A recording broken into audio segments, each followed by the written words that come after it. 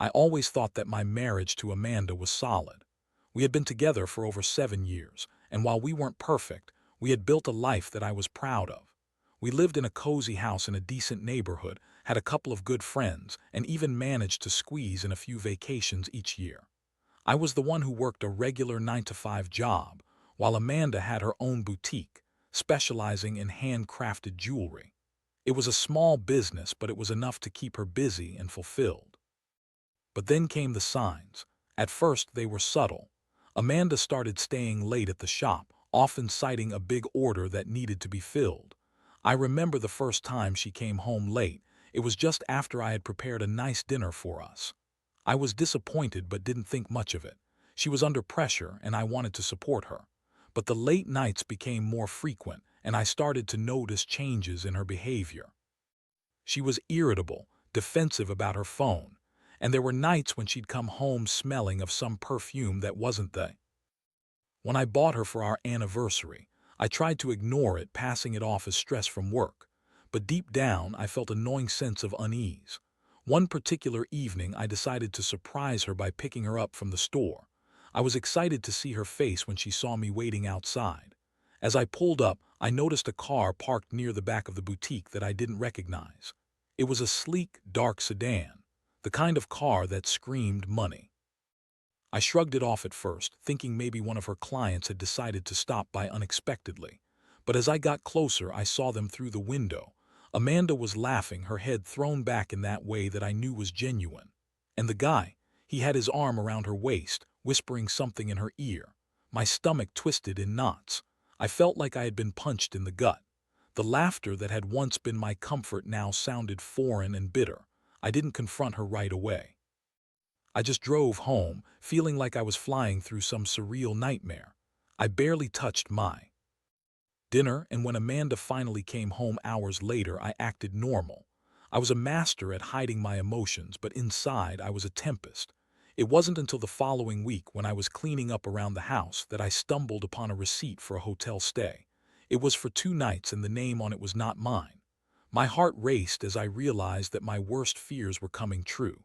I confronted her the next day and it was a train wreck. "Amanda, what the hell is this?" I held the receipt in front of her, my hands shaking.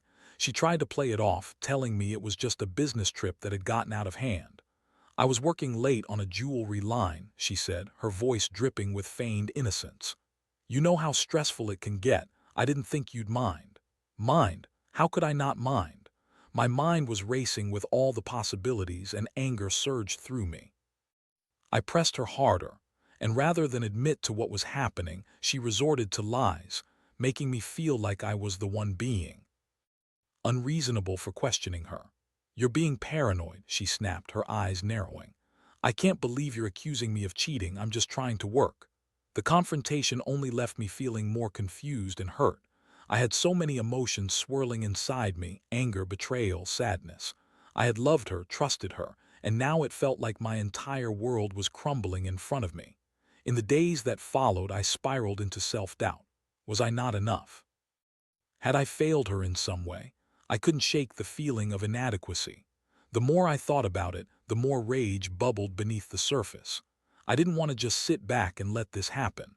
I wanted to do something to reclaim my power. I needed a plan. I couldn't just confront her and risk her running off to the tailor who had taken her heart, or whatever fabric of her soul she thought he had sewn together. I decided then that if she wanted to see someone else, maybe I should show her what she was losing. And so began my journey to not just confront the betrayal, but to rise from it. I would take back control of my narrative. I started by visiting the tailor myself. After all, if she was getting her clothes fitted by someone else, it was time I upgraded my own wardrobe too. This would be an awakening for both of us, and I planned to make sure she wouldn't forget it. Little did I know, the path I was about to embark on would lead to unexpected turns that would change everything. Would you like to continue with the next part? I walked into the tailor's shop feeling a mix of determination and apprehension. The bell jingled above the door as I stepped inside, and the smell of freshly cut fabric filled the air. I had never thought about the tailor before, let alone considered the impact he had on my marriage. But there I was, ready to start a journey of transformation, both physical and emotional. The tailor, a sharp-dressed man named Victor, greeted me with a welcoming smile. He had an eye for detail and an obvious passion for his craft. I explained that I wanted to revamp my wardrobe entirely. I wanted sharp suits, fitted shirts, and a style that could turn heads. I was tired of blending into the background, and I wanted Amanda to see me as the man I could be. As Victor took my measurements, I felt a spark of excitement. This was the beginning of a new chapter, a rebirth of sorts. I soon had my first fitting scheduled, and I could hardly wait. But in the back of my mind, I knew I was doing this for a reason far beyond just clothes. I was doing it to show Amanda what she was missing. In the following weeks, I poured myself into this new project. I found myself enjoying the process of selecting fabrics and styles, stepping out of my comfort zone. I chose bold colors and tailored cuts that accentuated my physique. I felt a newfound confidence building inside me. Each fitting was a revelation, and with every appointment, I could sense my self-esteem rising. Meanwhile, Amanda continued her routine, unapologetically late for dinner and evasive whenever I questioned her. The more I saw her dismissive attitude, the more motivated I became to transform myself. I spent hours poring over fashion articles, learning how to accessorize, and even contemplating grooming changes. I visited the gym, starting to lift weights and focus on my health. I was determined to become the best version of myself. The day of my wardrobe reveal came sooner than I expected. I had invited Amanda out for dinner at a nice restaurant, something we used to do often. I wanted her to see the new me, and I hoped that it would spark something inside her, even if just for a moment. As I walked through the doors of the restaurant in my tailored suit, I felt like $1,000,000. Fabric hugged my body perfectly, and the sharp lines of the suit emphasized my silhouette. I glanced around, taking in the impressed looks from other patrons. It was a confidence boost I hadn't felt in years. When Amanda arrived, her expression was one of surprise. Her eyes widened as she assessed the transformation before her. "Wow, you clean up nice," she said, but there was a hint of uncertainty in her voice. "Thanks," I replied, trying to read her reaction. I figured it was time for a change. Throughout dinner, I noticed her glancing at my hands, adjusting her hair nervously.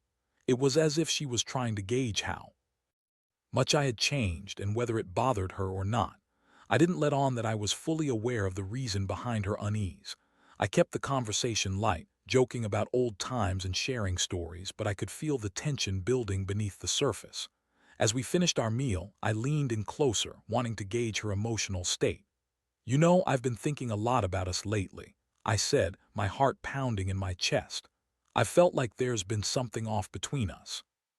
Enda's face shifted, and for a moment I thought I saw a flicker of guilt cross her features. "I don't know what you're talking about," she said defensively, her voice rising slightly. "I'm just busy with work, you know how it is." "Busy or busy with someone else?" I challenged, my voice steady but firm. The words hung in the air like a charged storm cloud. She hesitated, her eyes darting away from mine. "That's ridiculous," she snapped. "You're being paranoid again. I can't believe you'd even think that." Her reaction stung.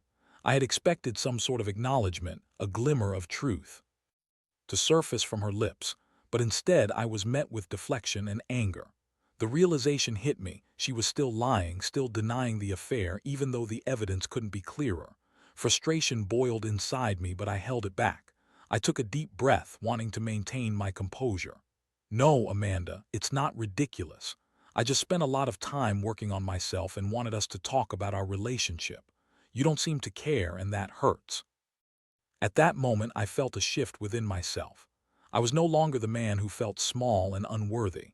I was reclaiming my voice, and I could see that Amanda was startled by my assertiveness. "I do care, but I'm just busy," she tried to explain, her tone softening slightly. But I could tell it was a weak justification, one that didn't hold up against the truth I was confronting. The night ended with an uneasy truce. I left the restaurant feeling a mix of triumph and despair. I had taken a step toward reclaiming my life, but the reality of Amanda's betrayal still loomed large in my heart. I knew I wasn't done yet. The next phase of my plan needed to be carefully crafted. I had to figure out how to make her truly see what she was losing. And for that, I needed more than just a new wardrobe. I needed to show her I was done being the passive husband who let things slide. I was ready to fight for myself, not just for her. This was only the beginning, and I could feel the stakes rising. Would you like to proceed with the next part? In the days following our dinner, I felt an intense mix of emotions swirling through me. I still couldn't shake the feeling of betrayal, the gnawing frustration that Amanda could dismiss my concerns so easily. But at the same time, I felt empowered. The transformation I had undergone wasn't just about my outward appearance. It was about rediscovering who I was and what I deserved. I decided to take a more proactive approach.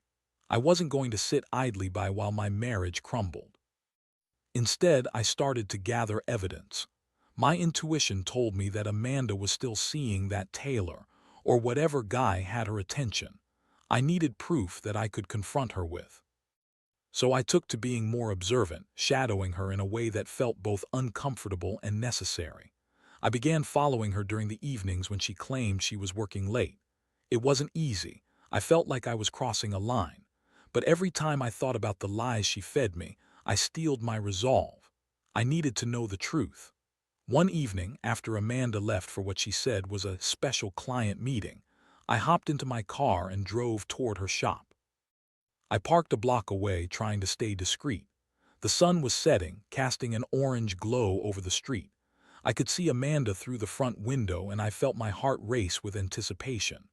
I watched as she interacted with customers, her laughter ringing out like it used to between us.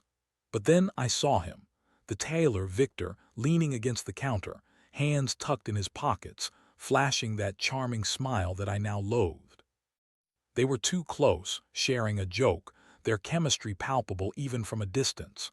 I clenched my fists, feeling anger bubbling up inside me. It was then that I noticed Amanda lean in, whispering something. I couldn't make out the words, but the way she looked at him, it was a look I hadn't seen directed at me in months.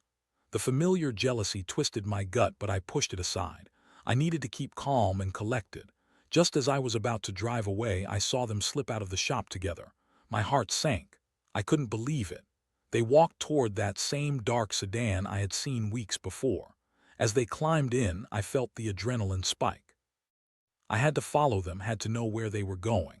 It was reckless, and part of me screamed not to do it, but I was consumed by a need for answers. I tailed them for a few blocks, my mind racing, heart pumping wildly as I tried to maintain my distance. They drove into the city, and my stomach twisted tighter with every turn. They stopped at a hotel, and I felt my breath catch in my throat. I parked a few spaces away, unsure of what to do. Should I confront them? Should I wait? After a moment of hesitation, I decided to stay put. I knew this was the evidence I needed. I pulled out my phone and started recording. I could see them enter the hotel lobby, and as they approached the front desk, I felt my heart sink. It was clear they were getting a room together. I felt sick. The betrayal weighed heavily on my chest, but I couldn't look away. This was my reality now. I had to face it, no matter how painful. I continued recording, capturing every moment. My hands trembled, but I managed to keep my focus. Eventually, they disappeared down the corridor, and I knew I had all the evidence I needed. I drove home, feeling empty and hollow. I had gone from feeling powerful and confident to completely shattered in a matter of hours. The reality hit me hard. My wife was not just flirting, she was actively cheating on me. That night, I didn't sleep. I replayed the events over and over in my head. I felt a whirlwind of emotions: rage, betrayal, sadness. But mostly, I felt a deep sense of loss. The person I had loved was no longer the same. The next day was when I decided it was time to confront her with the proof. I felt like a soldier preparing for battle, though this was one fight I never wanted to have. I wanted to give her a chance to explain herself, to come clean about everything. I crafted a plan, aiming for a time when she would be home and ready to talk. When Amanda walked through the door that evening, I was already waiting for her. I had set a serious tone, the kind that made her instantly wary. She could sense something was off, and it made her defensive right away. "What's going on?" she asked, her eyes narrowing with suspicion. Amanda, we need to talk, I said, my voice steady. I have something to show you. I pulled out my phone and played the video I had recorded. The silence in the room was deafening as she watched her lies unravel. There was a moment of shock on her face and then fury. How dare you spy on me? She yelled, her voice rising. You don't know what you're talking about. I know exactly what I'm talking about, Amanda. This isn't just paranoia. I've seen everything, I replied, unable to keep the hurt from creeping into my voice. You're cheating on me with Victor and I have proof. Her expression shifted from anger to desperation. It's not what it looks like, she pleaded, her voice trembling. We were just discussing business. You have no idea how stressful my work is. Business? It looked pretty personal to me, I shot back. You've been lying to me, Amanda. You've been lying for months. She opened her mouth to respond, but no words came out. The gravity of the situation settled between us, heavy and suffocating. In that moment, I could see the cracks starting to form in her facade. The confrontation had turned into a reckoning, and I needed to know if she was going to be real with me or continue down the path of deceit. This was it. It was time to see if she would fight for what we had, or if she had already chosen the other side. Would you like to move on to the next part? The atmosphere in the room was thick with tension, charged with unspoken emotions and the weight of betrayal. Amanda stood there, her face a mixture of anger and fear, and I could see the wheels turning in her mind as she processed the evidence I had laid bare before her.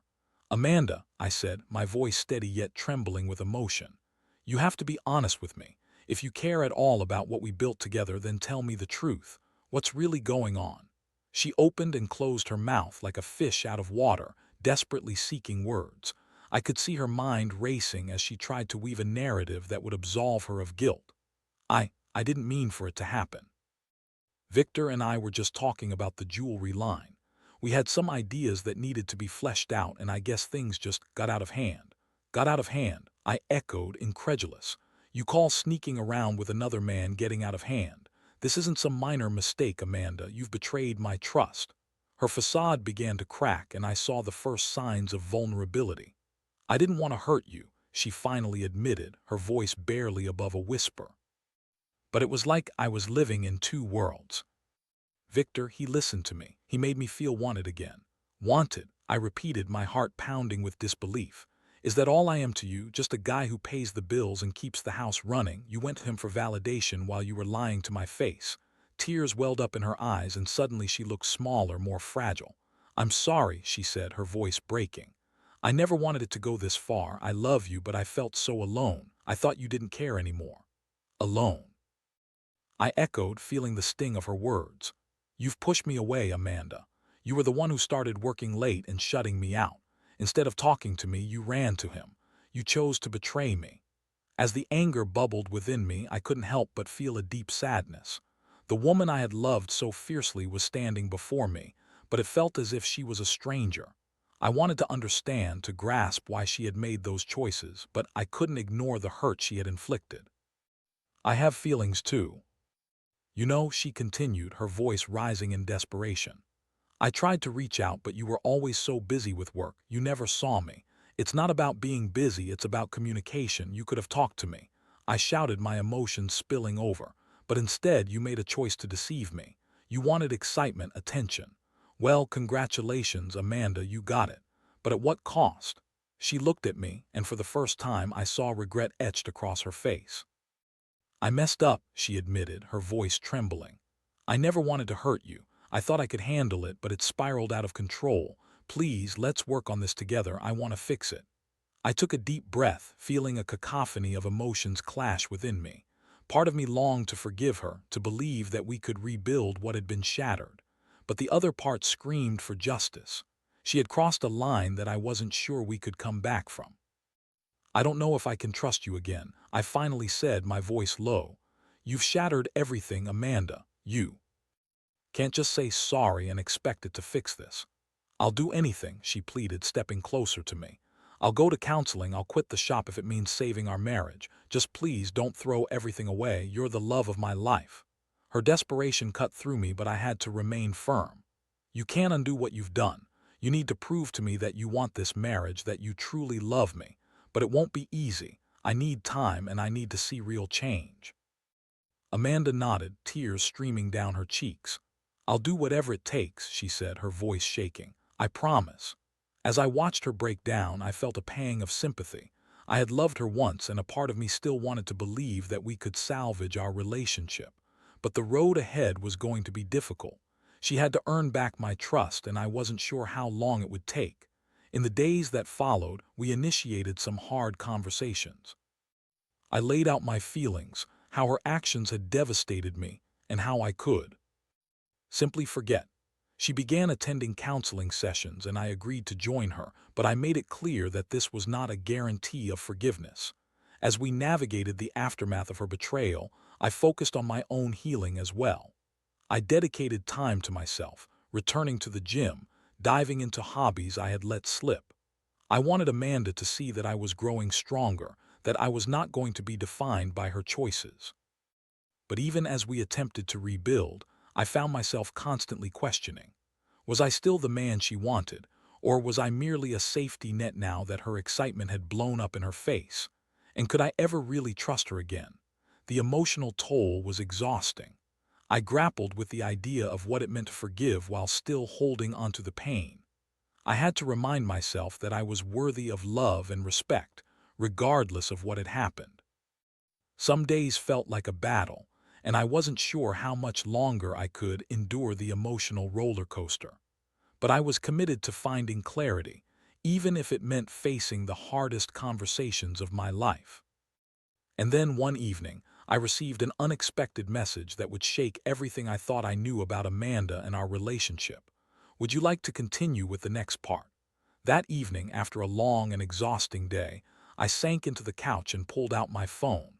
I was scrolling mindlessly through social media when a notification popped up.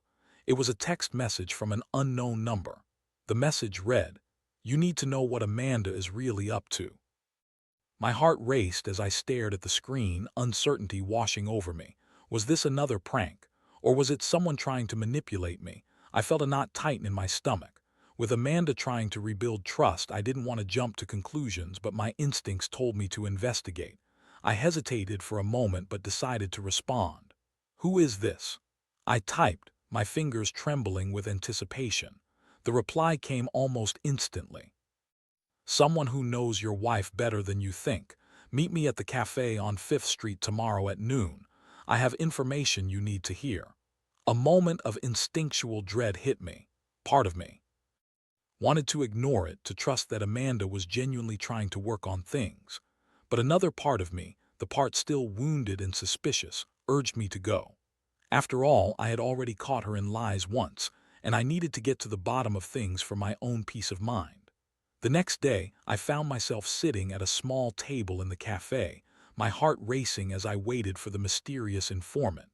I arrived earlier than necessary, trying to calm my nerves. I replayed the last few weeks in my head, Amanda's late nights, the moments of tension, and the lingering doubts that still clouded my mind. Finally, my contact arrived, a woman in her 30s with striking features, dressed in casual but stylish clothing. She approached my table and sat down, her expression serious. "You must be the husband," she said, looking me directly in the eye. "Yes," I replied cautiously. "And you are?" "I'm Julia," she said, "a friend of Amanda's from the jewelry trade. I've known her for a while and I've seen things." "Things? What kind of things?" I asked, my mind racing. With possibilities, she shifted in her seat, leaning closer. "I've seen the way she's been acting since she started hanging out with Victor. At first it was just business, but I could tell she was getting too close. Then I noticed they were meeting outside of work. I thought you should know." I felt a sickening twist in my stomach. "So it's true, she's still seeing him?" Julia nodded, her eyes filled with sympathy. "I don't know how serious it is, but I've seen them together on multiple occasions." I didn't want to say anything at first because I thought maybe she'd come to her senses, but then I realized you deserve to know the truth. The words hit me like a freight train.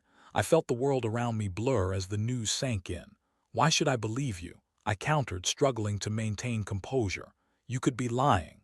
"I understand your skepticism," she replied, her voice steady. "But I wouldn't come to you if I didn't think it was important. I don't want to see someone get hurt. Amanda has been covering her tracks, but if you look closely, you'll see the signs. I couldn't believe it. Just when I thought I was moving forward, I was once again plunged into a pit of despair. I had given Amanda the chance to redeem herself, and now it felt like she was betraying me again, right in front of my eyes. "Thank you for telling me," I said, my voice strained. "I'll confront her again. I need to know the truth." As I left the cafe, my mind was racing. I felt as though I was caught in a whirlwind of emotions: anger, betrayal, confusion. I couldn't wrap my head around the fact that Amanda was still involved with Victor after everything we had gone through. I needed to confront her, but I also realized I had to be careful. I didn't want to create a scene or lose my composure. I wanted to give her a chance to come clean again, to see if she would be honest this time. When I arrived home, Amanda was sitting at the kitchen table, sipping tea and scrolling through her phone. A sense of dread washed over me as I approached her. I had to steel myself for what was coming. "Amanda, we need to talk," I said, my voice low and firm. She looked up, a hint of concern crossing her features. "About what?" "About you and Victor," I said, watching her expression change. "I've heard some things I need you to explain." Her eyes widened, and suddenly she was on the defensive. "What do you mean?" she asked, her voice rising. "You're not going to pull that again, are you? I told you I was working on myself." "You're not being honest with me," I replied, keeping my voice steady. "Leah told me she's seen you with him more than just business meetings. Is that true?" Amanda's face paled, and for a moment she looked genuinely caught off guard. "Who is Julia?" she asked, her voice shaking. "Someone who cares about the truth. You can't keep lying to me, Amanda. Just tell me the truth. Are you with him or not?" The silence stretched between us, and I could see the gears turning in her mind. Finally, she sighed, her facade cracking. "Okay, yes, I've seen him, but it's not what you think. I was trying to find clarity for myself, and he was just there. I didn't mean for it to happen. Didn't mean for it to happen," I repeated, my voice rising. "How many times do I have to give you the benefit of the doubt, Amanda? You've betrayed my trust, and you're still making excuses." "I'm sorry," she pleaded, tears welling in her eyes. "I thought I could figure things out without hurting you. I didn't want to lose you, lose me." I shouted, my anger boiling over. "You already have. You can't just figure things out while stringing me along. You've broken my heart." The confrontation escalated, emotions flaring, and everything came crashing down. I felt the weight of all those months of hurt and confusion pouring out of me. I couldn't keep pretending that everything was okay. I had given her chances, but she continued to hurt me, and I was done. As the argument continued, I realized I needed to take a stand. This was my breaking point. I wouldn't allow myself to be a punching bag for her choices anymore. "I can't do this anymore," I said, my voice trembling with resolution. "I need space. I need to figure out what I want from this marriage. I can't stay here, not knowing if you'll do this all over again." With that, I turned and walked away, leaving Amanda in the kitchen, tears streaming down her face. I needed time to think, to clear my head. I had to figure out my next steps, whether that meant fighting for my marriage or moving on altogether. Would you like to continue with the final part? After leaving Amanda in the kitchen, I found myself in the solitude of our bedroom, the walls feeling like they were closing in around me. I paced back and forth, my mind racing with thoughts and emotions that seemed to collide violently. I was filled with a sense of urgency, a need to decide what to do next, but the options felt overwhelming. I grabbed my phone and dialed a friend, someone who had always been a sounding board for me. "Hey, it's me," I said when he picked up. "I need to talk." I shared everything: the late nights, the suspicions, the confrontation, and my friend listened attentively.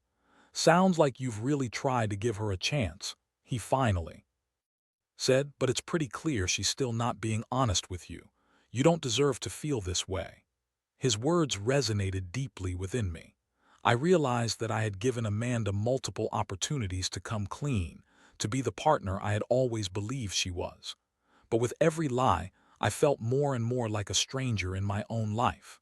I needed to prioritize my own well-being, even if it meant making the hardest decision I'd ever faced. After hanging up, I sat on the edge of the bed, contemplating the situation. I knew I needed to talk to Amanda again, but this time it would be on my terms. I needed to lay everything out clearly and establish boundaries. Later that evening, I found Amanda sitting quietly on the couch, her eyes puffy from crying. I took a deep breath and sat across from her, determined to maintain my composure.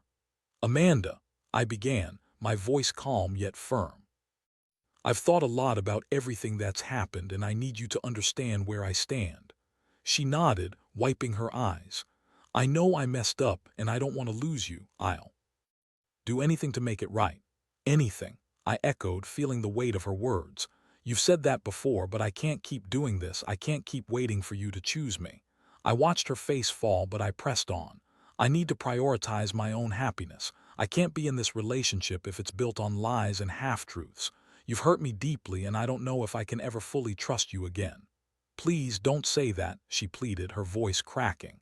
"I love you." "Love isn't just about words, Amanda," I replied. "It's about actions. You've shown me that you're willing to choose someone else over me, and while I wish things were different, I can't ignore the reality of our situation." Silence hung between us, heavy and suffocating. I could see the realization dawning on her that I was serious, that I was no longer going to be the husband who simply accepted everything. "I think we need to take some time apart," I said finally, my voice steady. "I don't know if this is the end for us, but I need to figure out what I want and what I deserve." Her face crumpled, and I saw the flicker of fear in her eyes. "You can't leave," she said, desperation creeping into her voice. "We can work through this together. We've tried, Amanda, and every time it gets worse," I said, feeling a mix of sorrow and resolve. "I want to believe there's still a chance for us, but it has to start with honesty and respect. If you're truly committed to making this work, then maybe we can revisit this in the future." I stood up, feeling the weight of my decision. "I'm going to stay with my parents for a while. I need space to think. You need to think too. This isn't just about me, it's about you as well." With that, I walked out of the living room, feeling the tension dissipate slightly as I took control of my life. I spent the rest of the night packing a bag, each item feeling like a piece of the life I was leaving behind.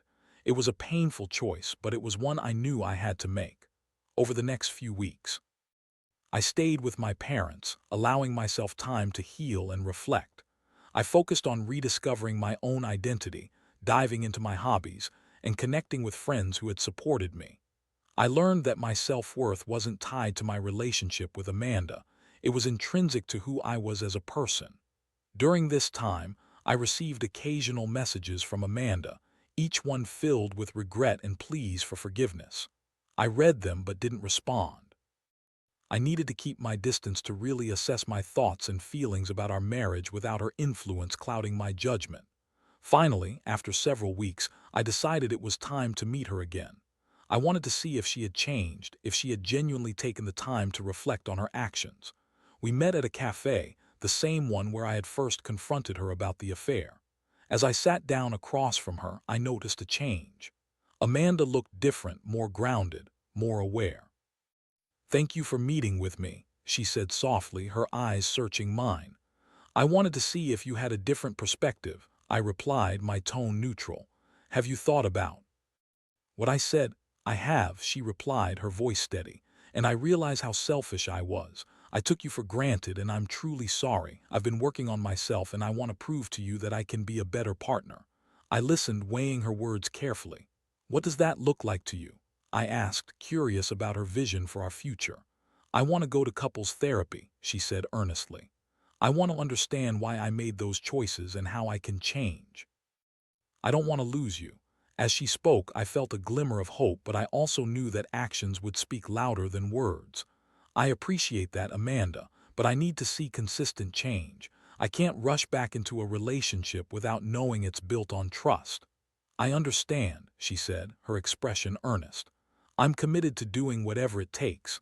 I miss you every day, and I want to earn back your trust." We talked for hours, navigating the complexities of our relationship and what it would take to rebuild it. I felt a sense of clarity in my heart. While I still had doubts, I also recognized that healing required time and effort from both of us. It would be a long road ahead, but at least we were both willing to walk it together. I understood now more than ever that relationships require communication, honesty, and vulnerability. Regardless of what the future held for Amanda and me, I had learned valuable lessons about self-worth, resilience, and the importance of standing up for myself. I was ready to embrace whatever came next, knowing that I deserved love that was unwavering and true. In the end, no matter the outcome, I had taken the first step toward reclaiming my life, and that was something I would always carry with me.